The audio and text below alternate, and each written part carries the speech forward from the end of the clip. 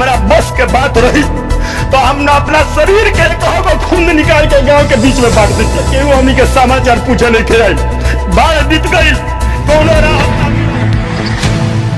नमस्कार, हम बानी अमरजीत कुमार गिरी। रउआ देख रहल बानी भोजपुरिया झकोरा। अभी हम बानी रूपन छाप गांव में और हमरा संगे बानी पप्पू खान। यहाँ के बरौली विधानसभा से चुनाव लड़े के तैयारी में बानी। सामाजिक कार्यकर्ता बानी। आज यहाँ के पहुंचल बानी रूपन छाप में और काफ़ी राहत सामग्री लेके आयल बानी। रउआ सबे के बता दी कि यहाँ के पिछला बार आई रहनी जब रूपन छाप गाँव में, और तो यहाँ के वादा कैले रहनी कि ये परिवार के हम मदद करें, आर्थिक सहायता करें। तिरपाल लेके आयल बानी, आलू प्याज से लेकर के टूथपेस्ट लेके आयल बानी, ओकरा बाद से बिस्कुट लेके आयल बानी, सब सामान लेके, यहाँ के तेल से लेकर के आलू प्याज सब सामान लेके आयल बानी। का कहें पप्पू जी यहाँ पर पहुंचल बानी। तमाम ये गांव के जनता कह रहल बा कि पहला व्यक्ति पप्पू खान बानी, सरपंच जी गांव के बानी, कह रहल बानी कि पहला आदमी, पहले बार रौरे आए रहनी, दूसरा बार रौरे आयल बानी, वो भी राहत सामग्री के साथ, सहायता के साथ। का कहें?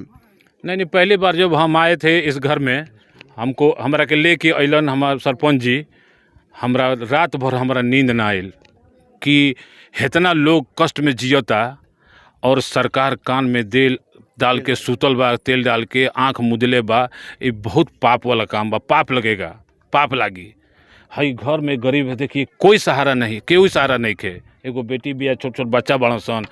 तो हमसे जो बन पड़ा है, हमरा से जो बन पड़ल है, हम लेके आयल बनी चावल दाल हर चीज़, बिस्कुट उस्कुट है, देखी तिरपाल, ताकि चूहे ना। और एकरा के हम मकान बनवाए रहुआ? हाँ बनवाए, चूँकि अगला बेर वादा करके आई रहनी हाँ कि हेल्प करेंगे, हेल्प करके हम पैसा दे के गए थे। अभी भी आए हैं और आयल बनी हम चाची की हम मदद कर ले बनी, और हमको बहुत खुशी हो रही है। सबसे ज़्यादा पुण्य लगेगा हमारे सरपंच जी को कि इन्हीं का आवाज़ था, इन्हीं का आवाज़, किसी ने आवाज़ नहीं उठाया। और हम चाहता नहीं, गाँव वाला से रिक्वेस्ट बा, आवाज़ उठाइए, आवाज़ उठाए तबे कुछ हो। आज यहाँ के आवाज़ उठाई नहीं, हम नहीं, कोई आवे चाहे मत आवे। अगर हमारा के रउआ लोग यहाँ के विधायक बनाए, रउआ हम वादा कर ले, तो लोग बहुत कुछ बोलेला। हम बरौली विधानसभा के पटना बना के छोड़े, एक खातिर जो करे के होई हम करे। एकर शुरुआत हम 6 महीना पहले कर चुकल बनी। ई तो मदद बा और सब मदद आएगा। लेकिन सवाल बा पप्पू खान जी, सबसे बड़ा कि रउरा कहता नहीं कि आवाज मास्टर साहब यहाँ को उठावनी, तो रउरा देखने की वाकई में जौन व्यवस्था बा नाजुक बा। लेकिन हमरा बुझाता कि बरौली विधानसभा में लाखों ऐसा परिवार होई जौन की अभी भी सुविधा से वंचित बा, सरकारी सहायता से वंचित बा। तो वो परिवार खातिर पप्पू खान के का वादा बा? हम एक एक घर के चिन्हित करे, एक एक घर के। रउआ लोग पत्रकार बनी नू, रउआ लोग लेकिन हमरा के टोके जरूर, एक एक घर के चिन्हित करे केकरा का मिलता। अब ही ना कि चिमकी मिलल बा, 10 गो चिमकी बांट देनी, अब बाकी जाके घर लेके सुत गनी या बेच देनी, यह सब काम होता। कमीशन खोर लोग से हमरा नफरत बा। जो गरीबन के हक बा, गरीबन के जे हक मारी, हमरा से बुरा कोई ना होई। बहुत दुखी बा लोग, जितना है चेहरा के देख ली, है चेहरा के देख ली। राजनीति केकरा कहल जाला, जनप्रतिनिधि केकरा के कहल जाला? लूट लो गरीब को, लूट लो गरीब को, लूटल जाओ, हमरा से ना हुई। हम उस बाप के बेटे हैं जिसने अपनी पूरी ज़िंदगी सेवा में लगा दी। मैं उसी का बेटा हूँ, और मैं जो भी बची है मैं इनके सेवा में ही लगाऊंगा। मैं पहले भी हम कह दिले बानी कि हम नेता ना हैं, हम जन सेवक हैं। ये लोग के सेवा करे में हमरा बड़ा, हम तब अब जाए तो खूब सूते, ऐसे सुदेव कि हम एगो घर के हम अपना लेनी, हमार घर हो गई, एक देकर अब हमारी जिम्मेवारी है। और भी जितना लोग बा हम बनी नू, सब जगह दौड़तनी, हम सब जगह देखत नहीं। ऐसे नहीं कि हम नहीं देखत, सब जगह बहुत योजना बा सरकार के। पप्पू जी, परिवार के आज राहत सामग्री देहनी रउआ, तिरपाल सहित आलू प्याज सहित हर सामान, नमक से लेकर के प्याज तक ले रउआ माध्यम से पहुंचल आज ए रूपन छाप गाँव में, जौन बांध के नज़दीक बावे। और मास्टर साहब भी बानी, बताएं कि कब तक जौन बात उनकी राहत सामग्री मिली। ये गाँव में और भी लोग हो जरा लगे सहायता नहीं के पहुँच पाओ सरकार के, और सरकार के जौन सिस्टम बा वो धरातल पर नहीं के देख पाओ। तो का कहें पप्पू खान जी, जब आएम तो सरकार के जौन सुविधा बा, मूलभूत सुविधा हो गई, जौन सहायता बा सरकार के, तो धरातल तक पहुंची अगर बरौली विधानसभा में आओ? सरकार के सिस्टम हमरा पसंद नहीं के। अपन अलग सिस्टम बनाए, हमार अलग सिस्टम बा। हम कहनी नू, नेतागिरी में सब लोग आकिट मार, पाकिट मार, चोर चंडाल जितना बड़न सन सब घुस गए बड़न सन, जेकर औचित्य नहीं खे। यहाँ सेवक की जरूरत है, इन लोगों के दर्द को पहचानने की जरूरत है। देखिए बच्चा को देख रहे हैं, इसी घर की वो बच्ची है। लोग कहते हैं सरकार कह रही है सरकार की नीतियां कह रही हैं कि हम कुपोषण को दूर कर रहे हैं, विभिन्न तरह की योजनाओं चला रही है कि कुपोषण को दूर करें। यह कुपोषित बच्चे सब नहीं हैं। कोई आया यहाँ CDPO आकर के विजिट करता है?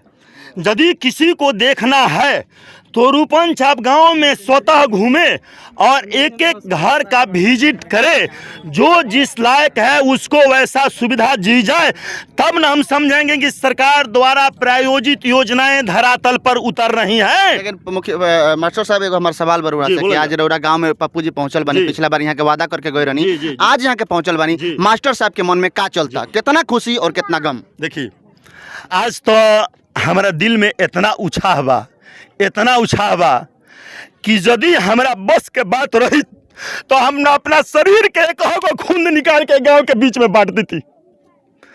आज पप्पू जी अइला हमरा किया, ई जान के इतना हमरा खुशी भइल बा, इतना खुशी भइल बा कि आज तो केहू हमनी के समाचार पूछे नहीं के आई।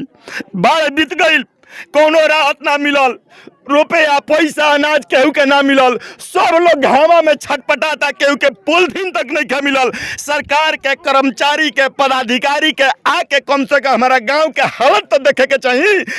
ये सरकार के कर्मचारी पदाधिकारी चाहे रउआ लोग मीडिया वाला धन बानी, रउआ लोग के छोड़ के बाकी सब लोग खाली बड़का बड़का VIP जगह जाके कैंप करता, बड़का बड़का VIP जगह जाके लोग के समाचार पूछता। का केहू हमारा गरीब भाई से समाचार पूछे के वाइल पदाधिकारी हो? बताओ लोग सही सही केहू आइल बा, केहू नेता आइल बा, दीदी आइल बड़े, CEO आइल बड़े, हर लइकन संग देखा वाले CDPO आइल बड़ी, केहू आइल बा? यदि आइल बड़े तो पप्पू खान आइल बड़े। पप्पू जी, मास्टर साहब एक मिनट, पप्पू जी यहाँ के आंख में आंसू बा, का कहें रउआ एकरा? नहीं, मेरे भी आंख में आंसू है, देख लीजिए।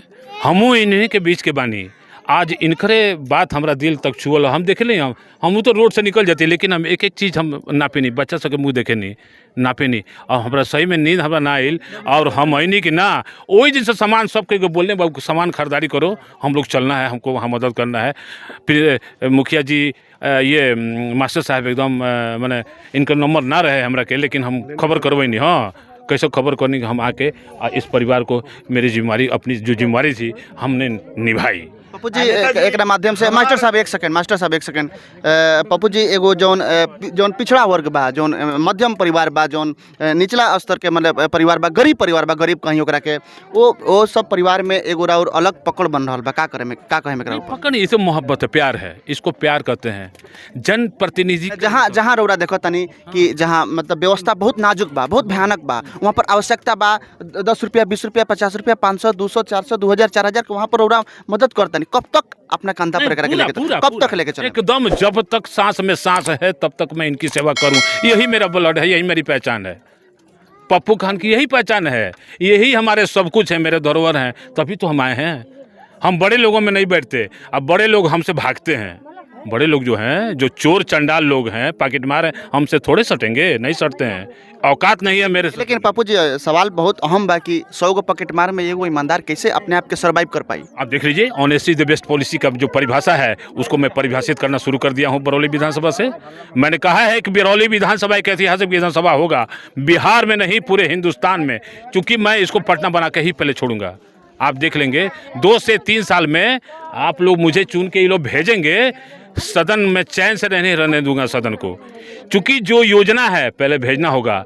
हर किसान, हर पढ़ने वाले, हर अकलियत, सबको जो सुविधाएं सरकार से मिल रही हैं वो मिलना चाहिए। नहीं मिलेगा तो मेरे से बुरा कोई नहीं है। काफी भावुक हो गए रही, हाँ का कहें एकरा बारे में? अब हृदय से हम का कहें, भोलानाथ साक्षी वाला, वह अल्लाह तआला साक्षी है कि मेरे रूपन छाप गांव के लोग कितने कष्ट में हैं, कितने परेशानी में हैं।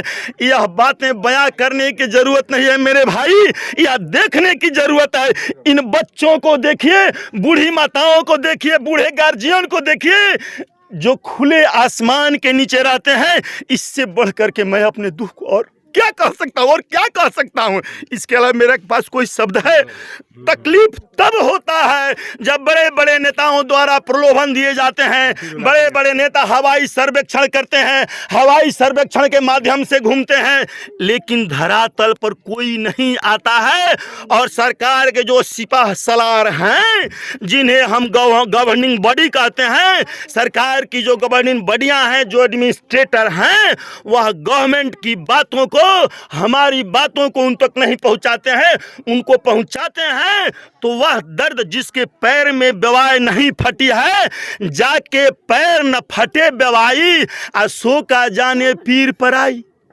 पप्पू खान जी कभी भूखे रहे होंगे, हमको विश्वास है, तभी या इन भूखों की बात को सुनते हैं। आज तक किसी ने व्यक्ति भी यहाँ आकर के इन गरीबों से, छोटे बच्चों से, माताओं बहनों से समाचार नहीं पूछा है, नहीं पूछा।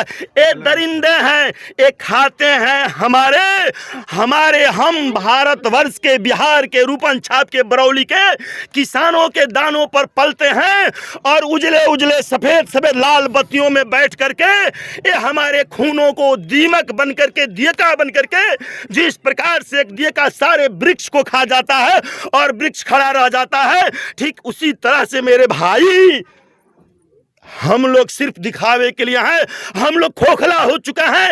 यह नेता रूपी तंत्र, नेताओं का तंत्र हमारे शरीर को, माँ बहनों के, भाइयों के खून को पी चुका है। अपने अपने सुख सुविधाओं से लैस होकर के हमारी बातों को सुनने वाला कोई नहीं है, कोई नहीं है। हम आप मीडिया वाले लोगों के आभारी हैं कि आप लोग इस गरीबों के गांव में आकर के आपने अपना बहुमूल्य समय दिया। गांव के मास्टर साहब बनी और पप्पू खान बरौली विधानसभा से चुनाव लड़े के तैयारी करते हैं, वहाँ के भी यहाँ पर आयल बनी और लगातार यहाँ के द्वारा सहायता पहुँचावल गई रूपन छाप गाँव में, और यहाँ के आर्थिक सहायता पहुँचवनी, और यहाँ के आलू, प्याज, बिस्किट, नमक, तेल, हर चीज लेके कुछ लेके आनी और एक गाँव में सहायता पहुँचौनी। यार आगे भी यहाँ के सहायता जौन बा रूपन छाप गाँव सहित पूरा बरौली विधानसभा में यहाँ के जारी रही। और हम मजीद कुमार गिरी, कैमरामैन राम यादव के साथ, धन्यवाद।